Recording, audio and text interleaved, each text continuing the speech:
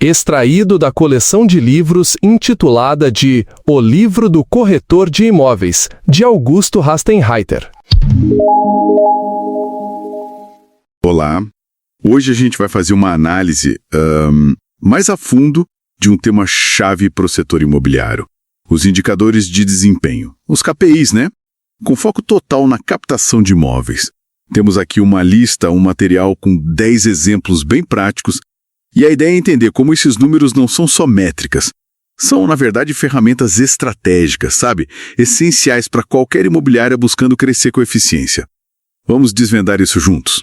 Com certeza, é isso mesmo, porque olha, vai muito além de só contar quantas propriedades entraram no portfólio, né? Esses indicadores, eles funcionam como um diagnóstico mesmo, ajudam a ver a saúde do processo de captação, onde é que podem estar os gargalos, e, o mais importante, ajudam a tomar decisões com base em dados, em fatos, e ir além daquela intuição, né? Perfeito, então, começando pelo, talvez mais básico, o volume de captações por período. O material até cita um exemplo, né? A meta era 30 imóveis no mês, mas só conseguiram 18. Parece simples, só contar. Mas por que isso é tão fundamental assim? Esse número 18 em vez de 30 já liga um alerta para o gestor investigar na hora, certo? Sim, é a base de tudo, né? Mostra a produtividade, o fluxo de entrada. Mas claro, quantidade sozinha não diz tudo.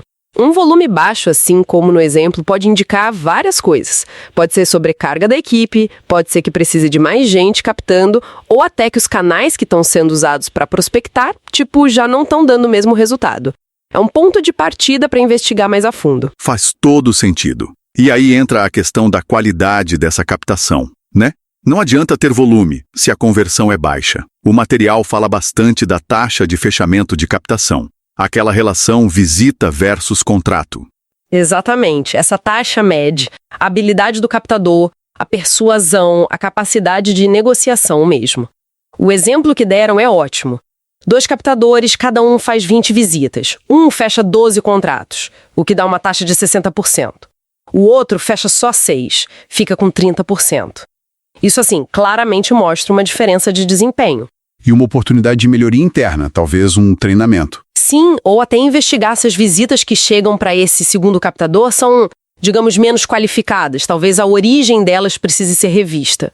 Isso até conecta com outro KPI que a lista deve ter, sobre a origem das captações, entender de onde vêm os leads mais quentes. Boa conexão.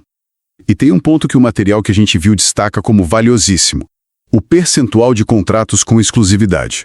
Por que esse foco todo na exclusividade? A exclusividade é estratégica. Primeiro, como o material diz, garante a comissão para a imobiliária, né? E permite que se invista mais em marketing para aquele imóvel específico, com mais segurança. Mas olha, vai além.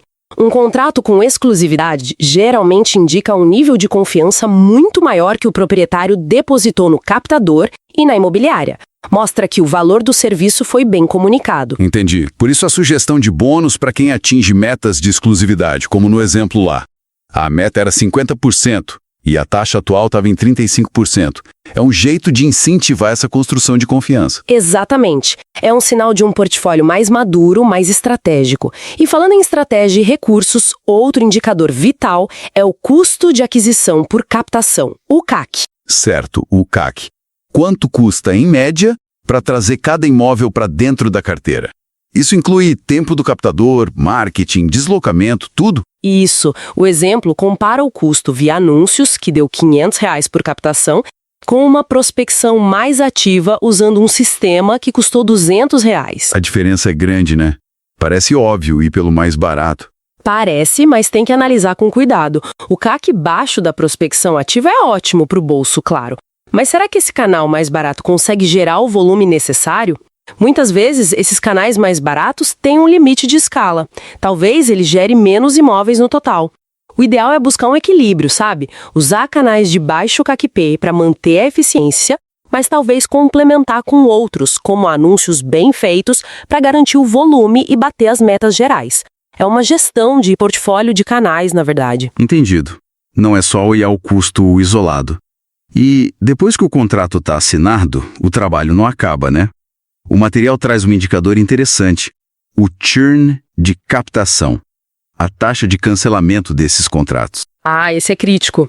Porque um churn alto, quer dizer muitos cancelamentos depois de assinar, significa que todo aquele esforço e custo da captação foi meio que perdido. É como tentar encher um balde furado. Boa imagem. E o que isso indica? Indica principalmente insatisfação do proprietário depois que ele já se comprometeu. Pode ser falha na comunicação, como o exemplo sugere, ou na divulgação do imóvel. Mas pode ser mais profundo. Será que as expectativas foram alinhadas corretamente lá no início? A avaliação do imóvel foi realista? Um churn muito alto pode até questionar a qualidade da própria captação inicial. Talvez o imóvel não fosse tão bom assim, ou a documentação estava com problemas. Então o churn pode ser um sintoma de problemas que começaram lá atrás no processo. Exatamente. E aí se conecta com outros indicadores que a lista provavelmente traz, como a qualidade da documentação ou o tempo médio de captação. Tudo influencia a experiência do proprietário. E a lista tinha mais alguns, né? Além desses que a gente aprofundou, e da origem, tempo médio, qualidade da documentação. Sim, a lista é bem completa.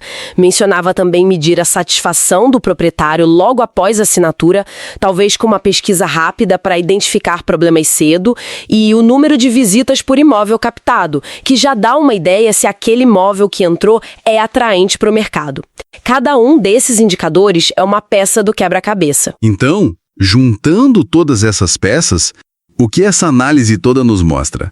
Esses 10 KPIs, quando olhados em conjunto, dão uma visão bem completa, né? 360 graus. Vai da eficiência lá da operação e do custo, como o volume, o CAC, o tempo médio, passa pela habilidade comercial, com a taxa de fechamento, a exclusividade, aí tem a qualidade do processo em si, com a documentação, a origem, e chega até na satisfação e retenção do cliente, com o churn, a satisfação inicial e até a adequação do imóvel ao mercado com as visitas recebidas. Ter esses dados é ter o controle na mão, né?